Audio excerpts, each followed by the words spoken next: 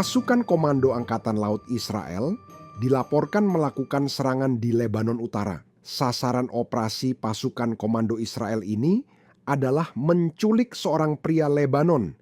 Menurut jurnalis terkemuka Hasan Ilaik, sekitar 25 tentara komando Israel mendarat pada hari Jumat di pantai Lebanon di Batroun, sebuah kota Kristen di selatan Tripoli. Mereka menyerbu sebuah pondok kayu di dekat pantai dan menculik seorang pria Lebanon sebelum melarikan diri dengan speedboat. Ilaik memberikan rekaman kamera pengintai dari insiden tersebut yang memperlihatkan sekelompok tentara membawa orang yang diculik bersama mereka. Pria yang diculik telah diidentifikasi sebagai Imad Amhas yang telah mengikuti kursus pelatihan kapten selama sebulan di sebuah lembaga maritim yang berlokasi di daerah tersebut.